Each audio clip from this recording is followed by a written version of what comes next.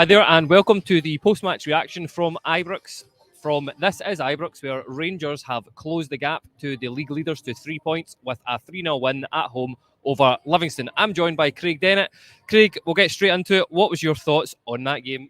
Yeah, it was a really comfortable win for Rangers today. We knew what Celtic had done at lunchtime. We knew that they'd drop points up at Matondo, and there was the opportunity for us to come here, get 3 points on the board, and really, with that one game in hand against Ross County in 10 days' time or so, to really put our foot down on the gas for that one, and it's exactly what we did. I thought it was a really confident performance, a really comfortable performance, and from a starting lineup as well that isn't what you would assume is our starting 11, as you would put it, I guess. Yeah. There was a lot of rotation in there. There was a number of changes made, but it didn't look like it. The team were playing exactly how they have been playing for a number of weeks now. They looked really positive, really confident, and it was great to see Silva get his first goal. It was great to see Matondo on the score sheet, and again to see Cortez make his debut as well. Yeah, that's it exactly. I think there was maybe a bit of huffing and puffing in that first half, but yeah, just a wee bit of huffing and puffing, but it was still fantastic to see. Never stopped. Look, the first action point that we'll come on to was the Fabio Silva goal. That was around 40 minutes. Something that I know that I've talked about in previous podcasts, I can't remember the specific game, but it was with Kieran, and all we said was in-swinging corners. That's what we kept saying, and that was what we saw today. There was a period in that first half, we had 4 in a row, but that goal was just a very good striker's finish, I felt, from Fabio Silva. Yeah, I like that you just skipped the first 40 minutes of the game. I thought Rangers were really positive actually in that first 40 minutes. Livingston didn't really pose any threat whatsoever. They did try and sit back. They did try and just nullify any attacking threat that Rangers had. I thought we were really good moving forward up to the edge of the box, but when we got to the edge of the box, you got your notes tangled there, did you? When we got to the edge of the box, we just had no creativity. Livingston had packed that 18-yard area. Silva was making some good runs, but it was tough to find them. I thought a wee bit actually it was a bit strange. We were hitting high balls into the box when Livingston, we know that Livingston's main characteristics are they are so tall. So we did get a bit more creative, but the Fabio Silva goal was exactly what he needed. It was it's been a few games he's played now for us. I think he's shown up well. I thought he showed up really well again today. He was really positive. His link-up play was really good, particularly with Todd Cantwell. I thought the two of them were working really well together, and the ball falls to him a few yards out in the box and he manages to find the back of the net. It wasn't the prettiest goal you'll ever see. I'm sure he'll score some nicer goals for Rangers, but it's just getting him off the mark, and given how the transfer window went as well, the lack of signing of a striker, it looks as though Fabio Silva is going to be a number 9 in some games for us. Whether you think that's good or whether you think it's not, it's up to you, but it looks like he's going to be a number 9 for us, and he got his goal to get him off the mark.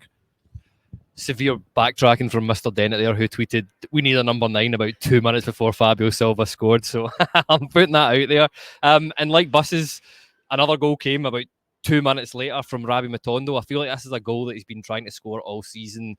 I felt like he just needed to go out in the wing a bit more, but for once he cut in, and it was a really good finish in 2-0 Rangers just before half time. Yeah, we were having a discussion probably about 5 minutes before that where we said Matondo keeps cutting inside every time. The defender knows he's going to cut inside, but he's cutting inside to traffic. He's cutting inside straight into where all our other players are as well. So there's no one for him to pass to either. So he's effectively just cutting inside. He's not crossing the ball. He's just putting it out to the edge of the box to Lundstrom, who then just recycles it either back to Matondo or out to Tavernier on the right hand side. This time he did cut in, but instead of passing it, he took his shot, took a deflection, went into the right hand side net, and then it was 2-0 to Rangers. And like I said at the start, you couldn't ask for any more at that stage. If 2-0 up at home at half time to Livingston, you're pretty confident that we're going to go and take the 3 points from there. It's then about, okay, let's go ahead and try and rack up some more goals. Let's go ahead and continue the performance level. And we did it to an extent, not so much on the goal front, but we had the chances we created. But 2-0 at half time, you couldn't really complain at that point. No, absolutely not. You'll take it, and especially, you know, with the way Livingston play and basically 11 men behind the ball at all points today. A bit of huff and puffing in that first half, but I'll take 2-0 at half time. And a third thing I want to talk about before we move on to sort of general stuff was the third goal that Rangers scored. I thought this was a really, really good goal between Cantwell and McCausland, who I thought had a very, very, very good game today.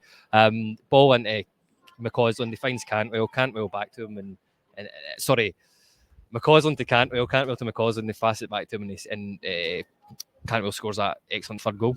Yeah, I still think you managed to get that wrong every time there. So just for the listeners and the watchers, I will describe it. So so Cantwell takes the ball in midfield, pass out right to Gosland, who takes a touch and then slides the ball in to Cantwell, who's about 12 yards out or so. Cantwell takes it first time. Shamal George can't get near it, to be honest. It's right in between his arms as he's diving, and a really good finish from Todd Cantwell. I think Todd Cantwell's performance in general, he's really busy and he's really he's always shown for the ball, but I think he struggles to make a bit too much of an impact on our play at this moment in time, and it'll be something he wants to improve. But we saw today the quality that he can have and what we feel he should be doing more. He scored against Hibs the other week, scored against today. Adding goals, adding assists is what we need from Todd Cantwell, and today was another example of how important that can be. Yeah, I thought it was pretty good today, but as I said, in that move, McCausland was the man for me. I got so excited about a cutback there, Craig. That's exactly what it was. But yeah, the next thing I want to come on to talk about, you sort of touched on it before, was we were trying things today. We never stopped. Okay, huffing and puffing, that was the way I would describe that, especially that first half performance before Livy tried. But Clement said it when he came in. He wanted players to be not be afraid to try things, and I felt there was a bit of swag at times with our play, a bit of confidence. What did you make of that?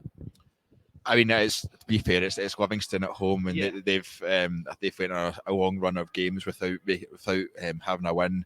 They're struggling at this moment in time, so you've got to take that into account. But I did like the sort of patterns of play that we were shown. I liked the link-up play. Still need a bit more movement and a bit more creativity up front. But I thought Fabio Silva did well, as I said, in terms of his link-up play and some of the runs he made in and around the box. But like I said, it's Livingston at home. It's one that you come here expecting to win, and it's one that we did win comfortably. So I can't really complain about that.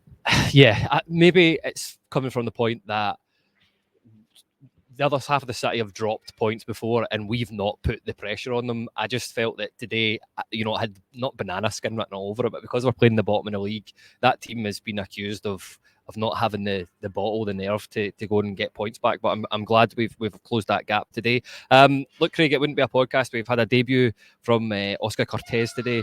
What did you make of him? Yeah, it was the first time I'd seen him. I hadn't seen him play at all before he stepped onto that pitch today, so I was really interested to see how he played. And I liked the runs he was making. I liked how confident he seemed to be on the ball. I liked that he was tracking back as well as showing a bit of creativity going forward. I also liked that he had a real positional sense. So when Ridvan pushed forward, he was pulling back into that left back slot. So he had all of those parts to his play. I'm quite excited by him, to be honest. He's different to the wingers that we have at this moment in time. Hopefully we don't beat that out of him. I think we do that to quite a lot of players in terms of we take away their creativity or we take away a lot of the positivity to make them almost a carbon copy of every other wide player we have. So hopefully we keep his natural quality in there and we start to see the benefit of that, because we've been missing a high quality winger. I think I'm not including Sima in that, but we've been missing a high quality proper winger for a while. So he showed encouraging signs today. So hopefully more of the same. Yeah. And my final point before we got into man of the match, I feel like I'm mentioning this guy every game. I said it in the infamous This Is Ibrox WhatsApp chat that I would be giving John Lundstrom a 10-year, Chelsea contract. I know your face after that, but I thought he played very, very well again today. Kept things ticking. Had a few really good challenges, I felt, in that midfield, and yeah, he is the standout performer now for me under Clement.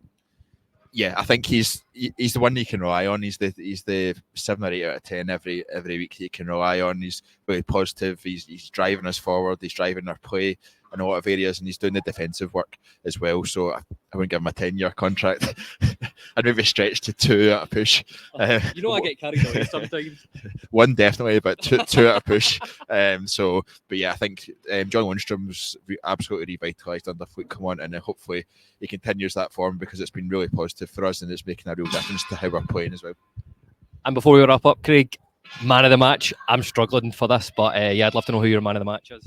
Yeah, well, Todd Cantwell got it in the stadium. I think it's a tough one, not because people didn't play well. It's a tough one because there were so many just solid performances. In that today, we spoke about Connor Goldson and how good he was, and just marshalling Nubly in the first half, and then Anderson in the second half. Lundstrom was solid. Cantwell did well. McCausland showed up nicely as well. I thought Silva did well. I'll go for Cantwell. I'll go with the sponsors on that one, but it could have been one of 5 or 6. Yeah, I think that's fair. Just to be different to you, I'm going to pick Ross McCausland. I thought he had a really good performance today, tracking back. I thought he was brilliant, and always nice to get an assist for Cantwell to score in there as well. But listen, that just about wraps it up for today. Thanks very much for tuning in, listening. Be sure to catch us tomorrow live at 8:30. See you all then. Take care.